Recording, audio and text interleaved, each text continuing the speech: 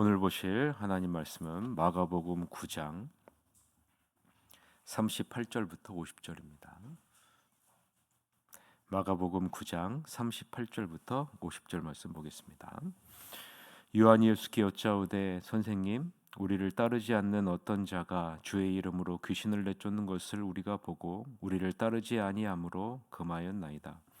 예수께서 이르시되 금하지 말라. 내 이름을 의탁하여 능한 일을 행하고 즉시로 나를 비방할 자가 없느니라. 우리를 반대하지 않는 자는 우리를 위하는 자니라. 누구든지 너희가 그리스도에게 속한 자라 하여 물 한 그릇이라도 주면 내가 진실로 너희에게 이르노니 그가 결코 상을 잃지 않으리라. 또 누구든지 나를 믿는 이 작은 자들 중 하나라도 실족하게 하면 차라리 연자맷돌이 그 목에 매어 바다에 던져지는 것이 나으리라. 만일 내 손이 너를 범죄하게 하거든 찍어버리라. 장애인으로 영생에 들어가는 것이 두 손을 가지고 지옥 곧 꺼지지 않는 불에 들어가는 것보다 나으니라. 만일 내 발이 너를 범죄하게 하거든 찍어버리라. 다리 저는 자로 영생에 들어가는 것이 두 발을 가지고 지옥에 던져지는 것보다 나으니라. 만일 내 눈이 너를 범죄하게 하거든 빼버리라. 한 눈으로 하나님의 나라에 들어가는 것이 두 눈을 가지고 지옥에 던져지는 것보다 나으니라. 거기에는 구더기도 죽지 않고 불도 꺼지지 아니하느니라. 사람마다 불로서 소금치듯 함을 받으리라. 소금은 좋은 곳이로되 만일 소금이 그 맛을 잃으면 무엇으로 이를 짜게 하리요. 너희 속에 소금을 두고 서로 화목하라 하시니라. 아멘. 오늘은 영혼을 파괴하는 죄악의 사슬을 끊자라는 제목으로 하나님 말씀을 보겠습니다. 요한이 예수님께 말하죠. 선생님, 어떤 사람이 주의 이름으로 귀신을 쫓아내는 것을 우리가 보고 막았습니다. 그는 우리에게 속한 사람이 아닙니다 라고 말합니다. 이때 예수님은 기뻐하지 않으시며 그를 막지 말라. 내 이름으로 선하고 능력 있는 일을 행하고 나를 깎아내릴 사람이 없다고 말씀합니다. 그가 적이 아니라면 곧 우리 편이라는 거죠. 누구든지 내 이름으로 너희에게 물 한 잔만 주어도 그는 우리 편이다. 하나님은 아주 작은 것이라도 알고 계신다라는 거죠. 그러나 너희가 어린아이처럼 순진하게 믿는 이들 중에 하나를 괴롭히고 못 살길 구거나 그의 믿음을 실족하게 하면 너희는 곧 후회하게 될 것이라라고 말씀합니다. 차라리 너희 목에 맷돌을 달고 호수 한복판에 뛰어드는 편이 낫다는 거죠. 내 손이나 발이 하나님께 방해가 되거든 찍어내버리라. 손이나 발이 없더라도 살아있는 것이 두 손과 두 발을 보란 듯이 가지고 영원히 불타는 용광로 속으로 들어가는 것보다 낫다라고 말씀합니다. 또 내 눈이 너를 하나님에게서 멀어지게 하거든 뽑아내버리라. 한 눈으로 살아있는 것이 지옥불 속에서 멀쩡한 두 눈으로 사는 것보다 낫다라고 말하죠. 머지않아 모든 사람들이 재련의 불 속을 지나겠지만 너희는 영원한 불꽃으로부터 보호받게 될 것이다 라고 말씀하는 장면이 오늘 본문의 말씀입니다. 오늘 본문을 보면서 우리는 몇 가지 살펴볼 내용들이 있습니다. 첫 번째는 제자들이 우리를 따르지 않으므로 주의 이름으로 귀신을 내쫓는 것을 금했다고 했을 때 왜 예수님은 금하지 말라라고 말씀하실까라는 거죠. 자, 이것을 알려면 우리는 따르지 않는다라는 말의 의미를 살펴보아야 합니다. 이 말의 의미는 예수님의 제자들을 따르지 않는다라는 의미이기 때문에 그렇습니다. 예수님의 제자들에 속해 있지 않다라는 말이죠. 그 사람이 바로 어떤 자들입니까? 어떤 자가 예수를 진실되게 믿는 자인지 아니면 믿지 않는 자인지를 분명하게 기록되어져 있지는 않지만 아마도 예수님의 제자를 따르지는 않지만 예수님을 믿고 따르는 자들 중에 한 사람이라는 사실을 우리는 알 수가 있죠. 어떻게 알 수 있을까요? 그들이 맺는 열매를 통해서 우리는 알 수가 있죠. 어떤 자가 맺는 열매를 통해서 우리는 그 사람이 어떤 사람인지를 알 수 있습니다. 이 어떤 자가 주의 이름으로 어떤 일을 행한다라고 본문에서 말씀하고 있습니까? 귀신들을 내쫓는다. 누구의 이름으로? 예수의 이름으로. 제자들은 자신을 따르지 않는 어떤 자가 예수의 이름을 사용해서 예수님과 인격적인 교류를 갖는 밀접한 관계 있는 사람처럼 행하는 것을 못마땅하게 여기고 있는 겁니다. 그래서 예수님에게 물어보는 거죠. 예수님은 말씀합니다. 금하지 말라. 이들은 비록 제자들을 따르지는 않지만 예수를 믿어 예수님의 이름으로 귀신을 내쫓는 신자라라고 지금 예수님이 말씀하고 있는 겁니다. 너희의 무리에 속해 있지 않다고 해서 너희들이 그들을 배척하거나 그들을 부인해서는 안 된다라고 말씀하고 있는 거죠. 구약 시대에도 이와 비슷한 예가 있지 않습니까? 모세 시대의 엘닷과 메닷이 성령의 임재로 예언을 하자 여호수아가 모세에게 와서 뭐라고 얘기합니까? 이들을 제지해 주십시오라고 이렇게 얘기를 하죠. 그러자 모세는 다음과 같이 말합니다. 민수기 11장 27절서부터 29절에 그 내용이 나오는데요. 한번 들어보세요. 한 소년이 달려와서 모세에게 전하여 이르되 엘닷과 메닷이 진중에서 예언하나이다 하매 택한 자 중 한 사람 곧 모세를 섬기는 눈의 아들 여호수아가 말하여 이르되 내 주 모세여 그들을 말리소서. 모세가 그에게 이르되 내가 나를 두고 시기하느냐 여호와께서 그의 영을 그의 모든 백성에게 주사 다 선지자가 되게 하시기를 원하노라라고 말씀합니다. 자, 엘닷과 메닷이 진중에서 예언을 하니까 여호수아가 모세에게 와서 뭐라고 얘기하냐면 이들을 말려주십시오라고 이야기를 합니다. 그때 여러분 모세가 뭐라고 얘기해요? 왜 시기하느냐? 왜 네가 너에게 속하지 않다고 해서 왜 시기하느냐라고 말해요. 하나님이 원하시는 것은 하나님의 영을 하나님의 자녀에게 다 부어서 다 선지자와 같은 역할을 하기를 원한다라고 말씀하는 장면이 민수기 11장 27절부터 29절의 내용입니다. 지금 여러분 제자들이 지금 무엇을 하고 있는 겁니까? 우리들의 무리에 속해져 있지 않은데 제자들을 따르지 않는데 이들은 예수님의 이름으로 능력을 행하고 있다는 거예요. 그러니까 시기한다라고 말씀하고 있는 거죠. 그래서 여러분 예수님은 뭐라고 얘기합니까? 이들은 비록 너희 제자들을 따르지는 않지만 이들도 예수님을 믿고 예수의 이름으로 귀신을 내쫓는 신자라라고 말씀하고 있는 거죠. 이들은 무엇에서부터 시작되고 있는 거야? 시기에서부터 시작했다라고 예수님이 말씀하고 있는 겁니다. 너희가 정말로 나를 생각한다면 너희의 마음을 넓히고 너희가 집중해야 될 것은 다른 사람들이 예수님의 이름으로 귀신을 내쫓는 것에 신경 쓰지 말고 너희에서 맡겨진 사역에 집중하라라고 예수님이 말씀하고 있는 겁니다. 나머지 일은 하나님께 맡기고 그리스도를 따르되 자기 집단에 속해지 있지 않은 사람을 섣불리 판단하는 자리로 나아가면 안 된다라는, 남을 판단하지 말라라는 것이죠. 우리에게 주어진 사명에 집중할 때이지 남을 판단하는 자리에 나가지 말라고 예수님이 말하고 있는 겁니다. 여러분, 하나님의 자녀는 훨씬 더 포용적인 깊이와 넓이를 가지고 있어야 된다는 거예요. 그래서 여러분 마음을 넓히고 깊이를 갖고 하나님이 우리에게 맡겨진 사역을 바라보면서 집중하며 나아가는 여러분이 되시길 바랍니다. 하나님은 여러분이 행하는 작은 것이라도 다 주목해서 보고 계시고요. 또한 이 모든 것에 결코 상을 잃지 않는 자리로 하나님이 여러분을 인도해 주실 것입니다. 41절인데요. 같이 한번 읽읍시다. 시작. 누구든지 너희가 그리스도에게 속한 자라 하여 물 한 그릇이라도 주면 내가 진실로 너희에게 이르노니 그가 결코 상을 잃지 않으리라. 지금 예수님이 지금 어디에 관점을 두라고 말씀하고 있는 거예요? 작은 자에게라도 더 주어진 사명을 감당하기에 집중하라는 거죠. 다른 사람을 판단하는 자리에 나가지 말고 우리에게 맡겨진 사명의 작은 것이라도, 아주 작은 자라도 그들에게 신경 써라라고 말씀하고 있는 겁니다.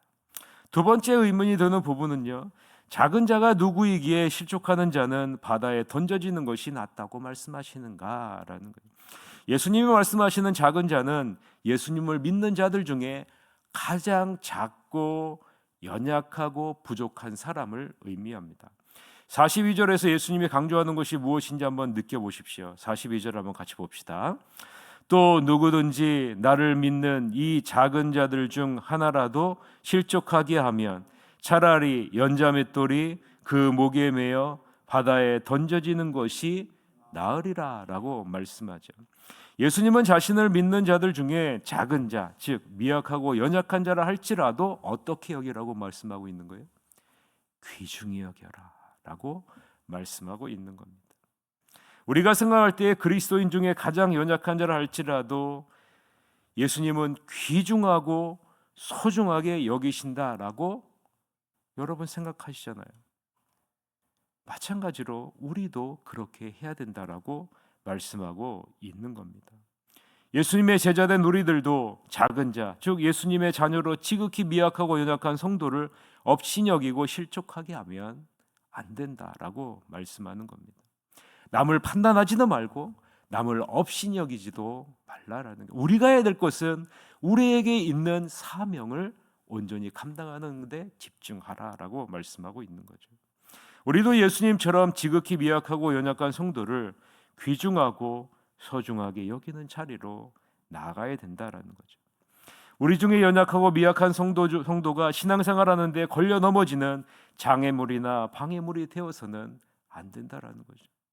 여러분, 디딤돌이 돼야죠. 걸림돌이 돼서는 안 된다라고 말씀하고 있는 겁니다. 나로 인해 낙심해서 신앙생활에 벗어나는 불신앙의 자리로 나아가게 해서는 안 된다라고 말씀하고 있는 겁니다. 하나님은 이런 자를 반드시 심판하겠다라고 말씀하고 있는 거예요. 작은 자에게 물 한 그릇이라도 떠주는 것을 하나님은 기억하셔서 거기에 해당하는 복을 주신다라고 약속하시지만, 더불어서 가장 미약하고 연약한 자의 걸림돌이 되어서 그들이 낙심하고 신앙에서 떠나게 하는 것도 하나님이 반드시 기억하고 심판하시겠다라고 말씀하고 있는 거예요. 그래서 여러분, 하나님은 이러한 자를 반드시 심판하신다라는 이 여기에서 그들에 매어 던져지리라라는 단어를요, 피동사를 사용하고 있어요. 이 말은 내가 스스로 맷돌을 다는 것이 아니라 하나님이 반드시 그렇게 하시겠다라고 말씀하시는 장면입니다. 예수님이 이렇게까지 과장법을 사용해서 말씀하시는 강조점을 여러분이 이해하셔야 돼요. 왜 이렇게 과장해서 말씀을 하실까?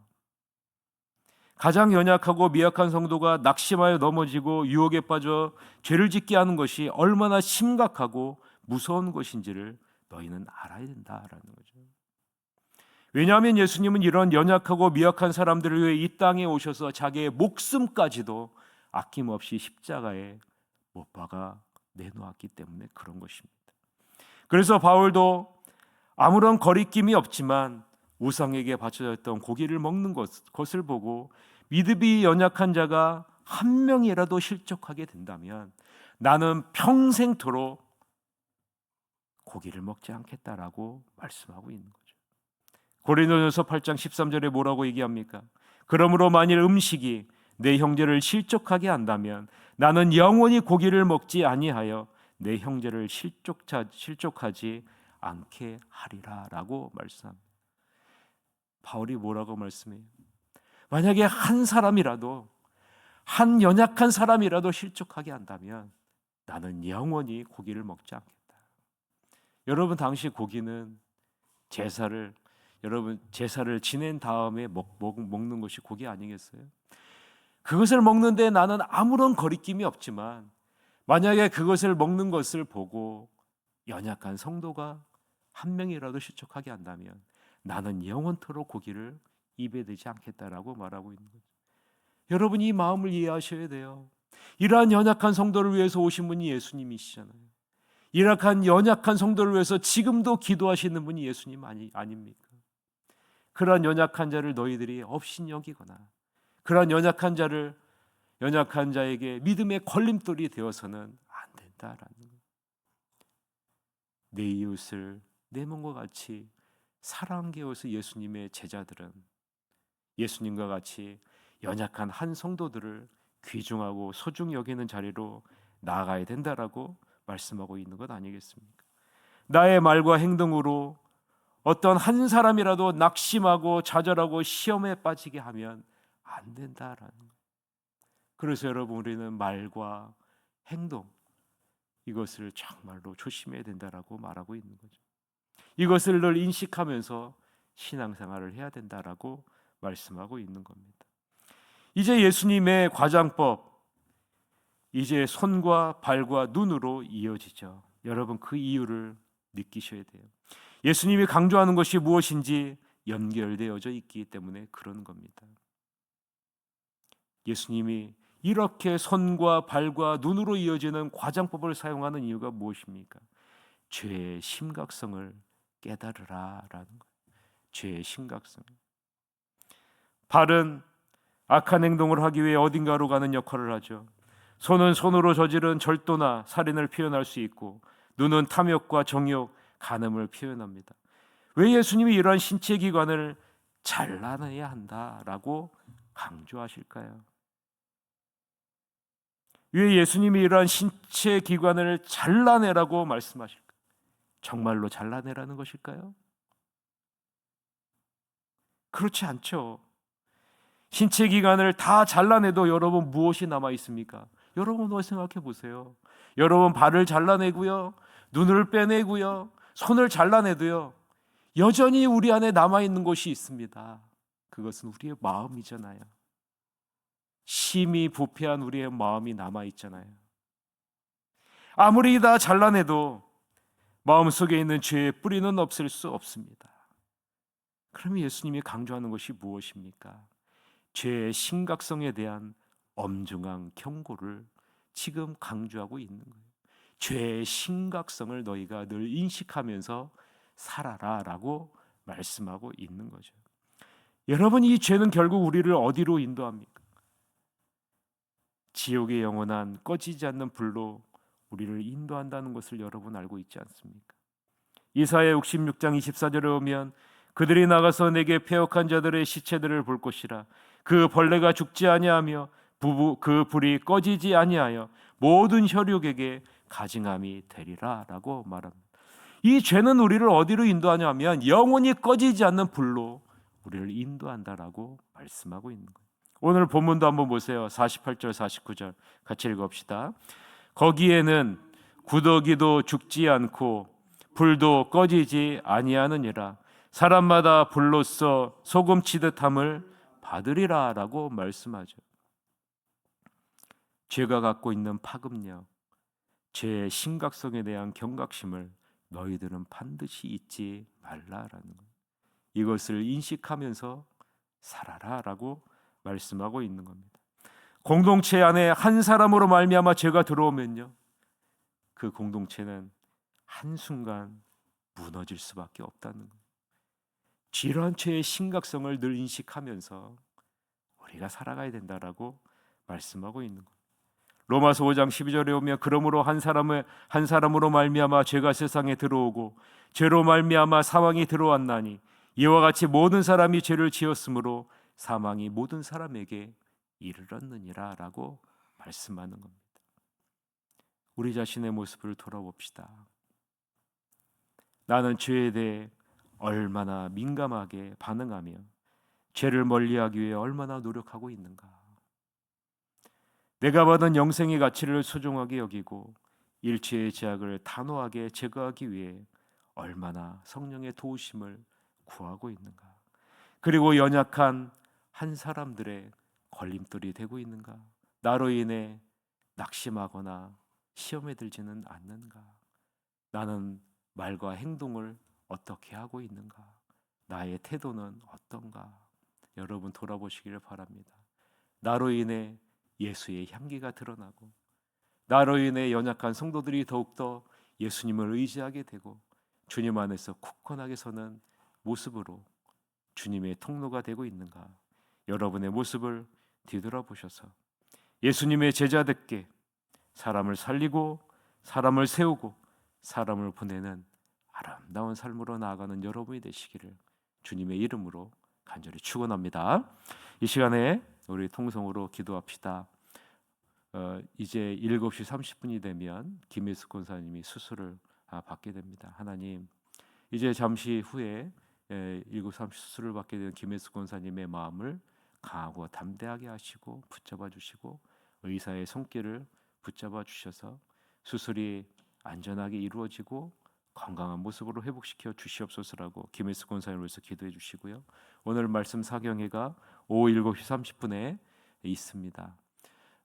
모두 다 함께 나올 수 있도록 여러분 주변에 다 연락해 주시고 함께 나와서 우리에게 있는 큰 대제사장 예수님을 더욱더 바라보고 믿음 안에서 굳건하게 세워지는 은혜의 시간이 될 수 있도록 인도해 주시옵소서라고 우리 다 같이 통성으로 기도하시러 가도록 하겠습니다. 기도하시겠습니다.